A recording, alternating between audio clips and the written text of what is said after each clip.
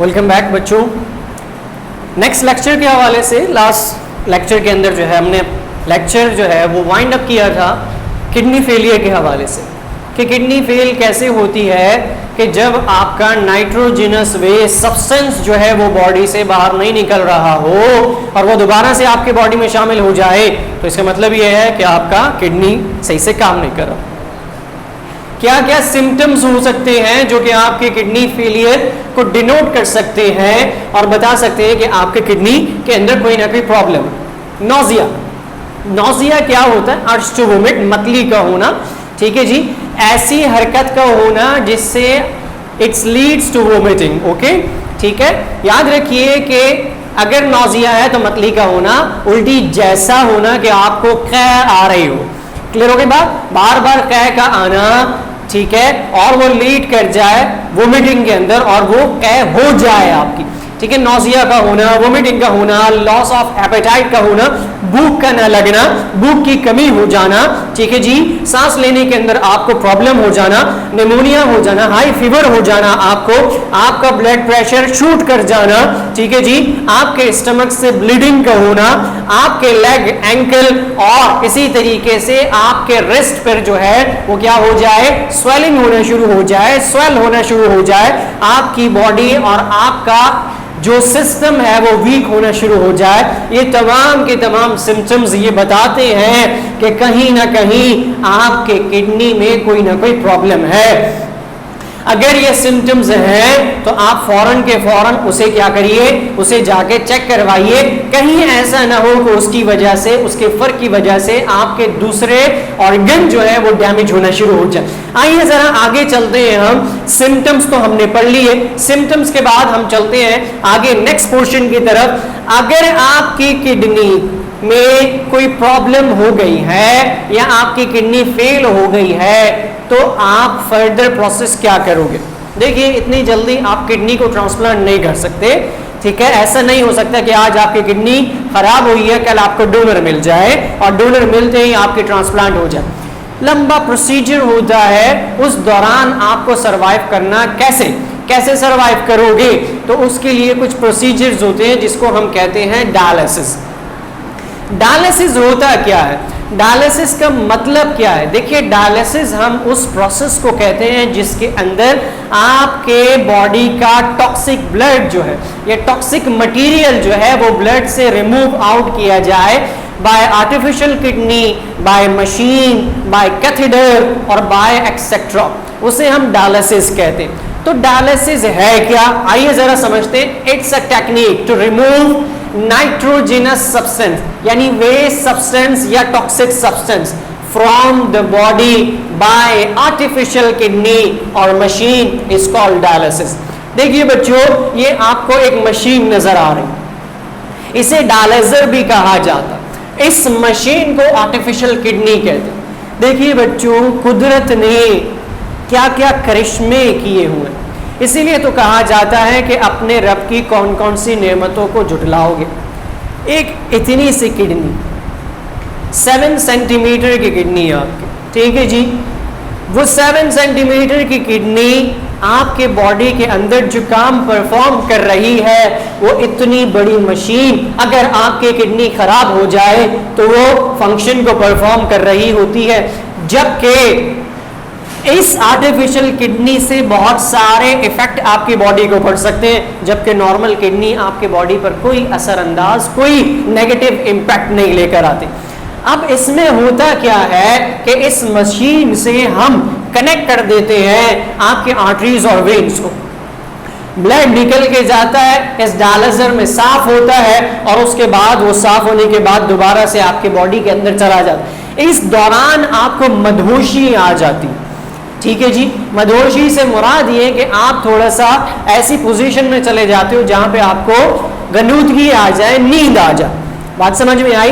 3 घंटे 3.5 घंटे तक ये प्रोसेस चलता है और उसके बाद दोबारा से आपके बॉडी के अंदर ये ब्लड शामिल कर दिया जाता है। इसी तरह से जब हम डायलिसिस की टैब्स की बात करते हैं तो पहली हीमोडायलिसिस, ये प्रोसेस हीमोडायलिसिस कहलाता है। इस आर्टिफिशियल किडनी या मशीन के जरिए जो आपके टॉक्सिक मटेरियल को आपके ब्लड से साफ किया जा रहा है, आपकी बॉडी से साफ किया जा रहा है, उसे हम हीमोडायलिसिस कहते हैं। और ये एक इतनी बड़ी मशीन एक छोटी सी किडनी का काम कर रही होती। इसके बाद हम दूसरी चीज देखते हैं जिसे पेरिटोनियल डायलिसिस कहा जाता है। पेरिटोनियल डायलिसिस कैथेटर के जरिए होती है। ये एक खतरनाक एज कंपेयर टू हीमोडायलिसिस थोड़ा सा आसान होती है, जबकि पेरिटोनियल डायलिसिस जो है ये थोड़ा सा मुश्किल होता है। बेली के अंदर जो है वो क्या किया जाता है, लिक्विड डाला जाता है और उससे साफ किया जाता है। देन उसके बाद कंटिन्यूअस रीनल रिप्लेसमेंट थेरापी होता है।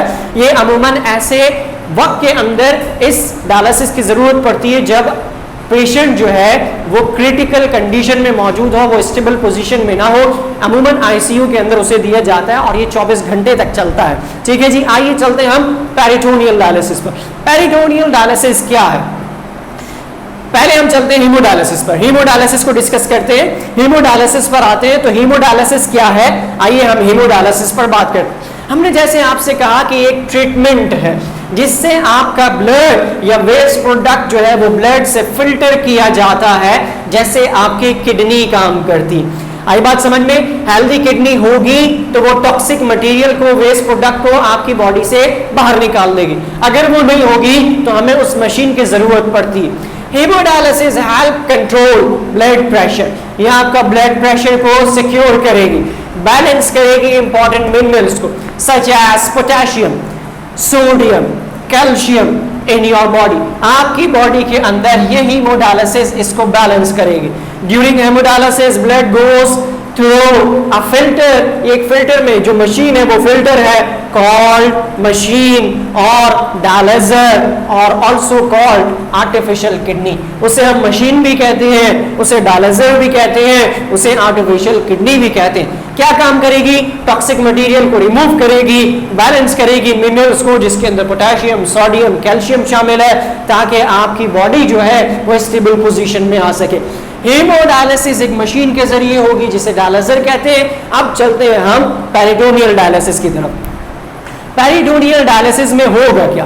देखिए बच्चों, वहां पे आपने एक मशीन देखी थी, यहां पर आप एक बैग देख रहे हो, ये इसकी बेली है। ठीक है जी, उस बेली के अंदर क्या होगा? उस बेली में जब आप आते हैं तो बेली के अंदर आप ये देखते हैं कि लिक्विड मटेरियल को उस बेली में डाला जाता है। जब उस लिक्विड, हम ये देखते हैं कि बेली है, उस बेली के अंदर क्या है? ये जो आपको बैग नजर आ रहा है उससे लिक्विड आपकी बेली के अंदर एब्डोमिनल जो कैविटी है आपकी उसके अंदर डाला जा रहा है और यहां से जो है उस मटेरियल को साफ किया जाता है जो कि टॉक्सिक मटेरियल कैथेटर के जरिए। तो peritoneal dialysis it involve surgery to implant a catheter. Surgery की जाएगी, ऑपरेट किया जाएगा। कैथेटर एक छोटी सी मशीन होती है इनटू योर एब्डोमेन, उसे एब्डोमेन में डाल दिया जाएगा। In this treatment use the lining of abdomen। आपके एब्डोमेन की लाइनिंग को यूज किया जाएगा या बेली की, to filter your blood inside your body. आपकी बॉडी के अंदर जो ब्लड है उसे फिल्टर करने के लिए। तो लाइनिंग इज कॉल्ड पेरिटोनियम। ठीक है जी, पेरिटोनियम आपके किडनी की आउटर लेयर को भी कहा जाता है। ठीक है जी, जिस तरह से हार्ट की पेरिकार्डियम कहलाता है। The line that the solution in your belly is called drill time. ठीक है जी, अब ये जो पोजीशन आपके बॉडी के अंदर हो रही है उसे ड्रिल कहा जाता है।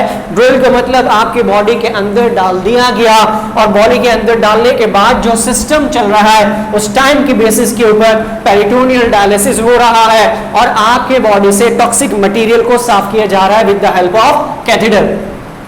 आपकी हीमोडायलिसिस मशीन के जरिए, पेरिटोनियल डायलिसिस बेली के अंदर कैथेटर की मदद से हो रहा है। क्लियर हो गई बात? अब आते हैं तीसरे पोर्शन के ऊपर। जो तीसरा पोर्शन है आपके डायलिसिस का उसको हम कहते हैं continuous renal replacement therapy. CRRT is a special type of dialysis.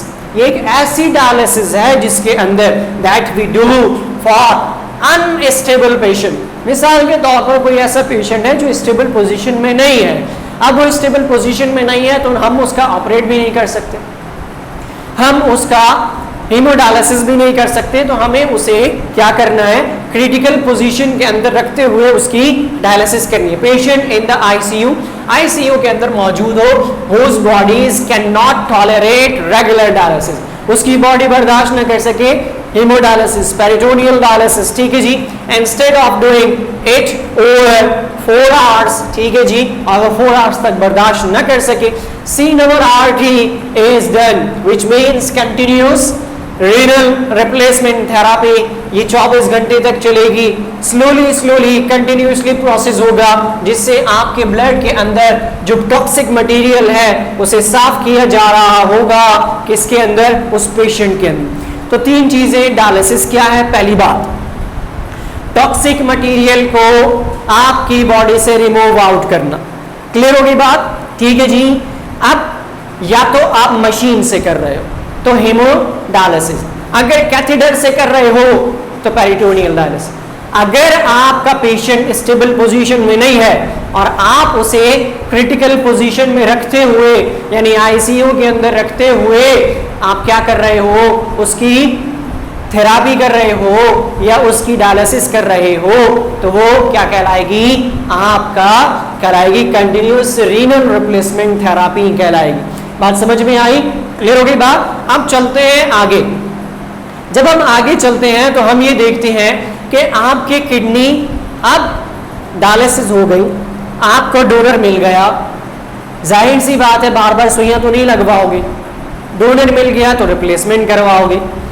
आपको डोनर मिला, ठीक है जी, डोनर का, ठीक है जी, फंक्शनिंग किडनी रिमूव किया इसे, ये रही किडनी, इसे ट्रांसप्लांट कर दिया किसके पास, जो कि रेसिपिएंट है, रिसेप्टर है, ठीक है जी, उसके ब्लैडर से यहां पर कनेक्ट कर दिया, इसके ये दोनों के दोनों किडनीज को रिमूव कर दिया क्योंकि ये क्या है, फंक्शनलेस है।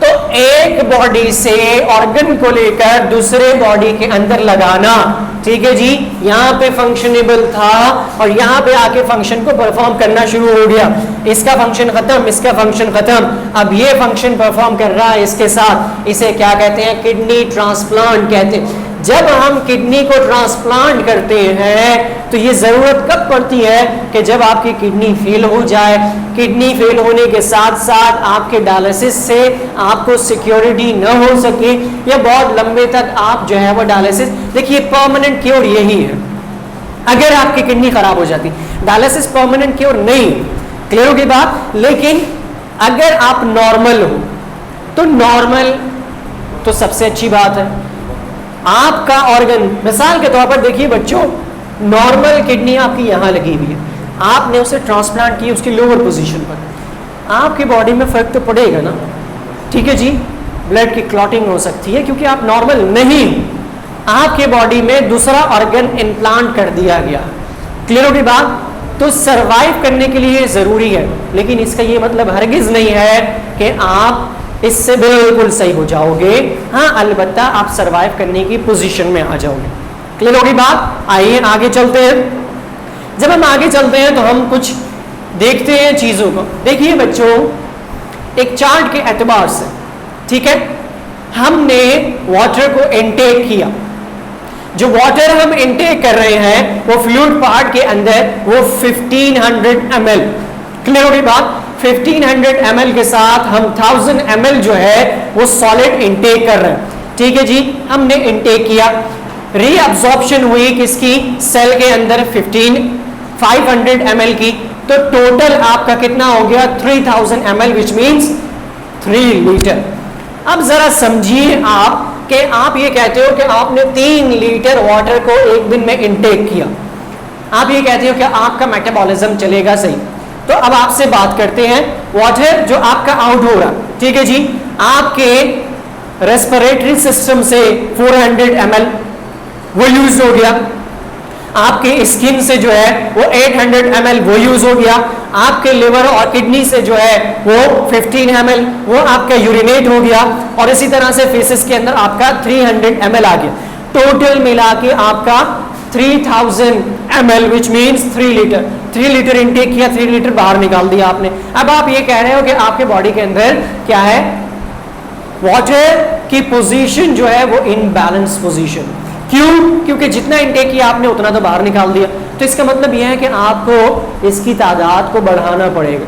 अगर आप तादाद को नहीं बढ़ाएंगे तो यहाँ पर फर्क आ सकता है। इसीलिए हम बात करते हैं we have no control over the amount of water loss each day from the lungs, skin और इंटेस्टाइन। हमारा इस पर कंट्रोल तो नहीं है, ठीक है जी। So the kidney are the water controller. Kidney water control करती है, इसीलिए हम उसे क्या कहते हैं? Osmoregulatory organ of the body, conserving और eliminating water as the body requires. वो उतना एलिमिनेट करेगी अपनी बॉडी से, ठीक है जी, अपने पार्ट से जितना उसे चाहिए। तो याद रखिए बच्चों कि आपने इतना इंटेक किया, इतना बाहर निकाल दिया, इसका कोई फायदा नहीं। बैलेंस तो हो गया, लेकिन आपने क्या करना है कि आपने इससे थोड़ा सा ज्यादा इंटेक करना है। जब आप ज्यादा इंटेक करेंगे तो क्या होगा कि आपकी बॉडी के अंदर जो है पोजीशन और हार्मोन की सेक्रेशन जो है वो नॉर्मल पोजीशन में रहेंगी। आइए जरा आगे चलते हैं। आगे चलते हैं तो हम फंक्शन को देखते हैं।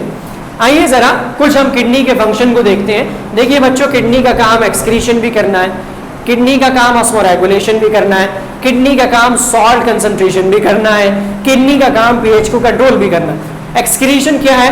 Kidney removes waste product from the blood stream and changes them into urine. आपके ब्लड में से टॉक्सिक मटेरियल को ले आए और उसे यूरिन में कन्वर्ट करके बाहर निकाल दे। ऑस्मोरेगुलेशन क्या है? Kidney control water content of the body. आपका बैलेंसिंग पोजीशन मिला है जो आपने चार्ट में पढ़ा। सॉल्ट कंसंट्रेशन क्या है? Kidney control the salt concentration of kidney fluid, for example blood. If we eat too much salt the kidney will increase the salt content of urine. आपका salt concentration urine का जो है वो increase कर जाएगा। आपकी बॉडी में salt को नहीं रखेगा, वो सॉल्ट को क्या करेगा? बाहर निकाल देगा। PH control, kidney control the pH of body fluid, for example blood. Normal pH of blood आपका क्या है? 7.4। ये आपका एमसीक्यूज भी है। अगर आपसे किडनी के फंक्शन पूछे, अल्ट्रा फंक्शन पूछे जाएं, ठीक है जी, तो आपने दूसरे फंक्शन बताने जिसके अंदर ultra filtration, reabsorption, tubular secretion है, इसी तरीके से काउंटर करंट एक्सचेंज है। और अगर नॉर्मल आपको फंक्शन पूछा जाए तो excretion, osmoregulation, salt concentration and pH control शामिल है। आइए जरा एक छोटे से असाइनमेंट पर बात कर लेते हैं। देखिए बच्चों, हमने किडनी को डिस्कस किया तो हमने ये पढ़ा कि water, name the ways we gain water. हम किन किन चीजों से वाटर को गेन करते हैं? वो कौन सी चीजें जिनसे वाटर लूज कर सकते हैं? ऑस्मोरेगुलेशन का क्या मतलब है?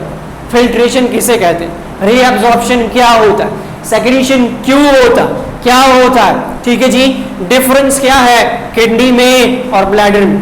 ठीक है जी। इसी तरह से यूरिन किसे कहते हैं?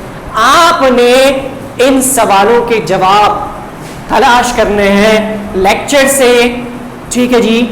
लेक्चर के एतबार से, स्लाइड से जो पढ़ाया आपको, इन तमाम के सवालात के जवाब आपके रीजनिंग बेसिस पर भी हो सकते हैं। आपने इसे राइट डाउन करना है अपने पास, ठीक है जी। जब आप राइट डाउन करेंगे तो आपने जो जितने भी किडनी से रिलेट करते हुए टॉपिक्स पढ़े हैं उन तमाम के अंदर आपको इसका जवाब मिल जाएगा। जब आपको इसका जवाब मिलेगा तो आपका ये छोटा सा एक असाइनमेंट है कि आपने ये बनाना है और इसके जवाब लिखने के बाद आपने इसे ईमेल करना है।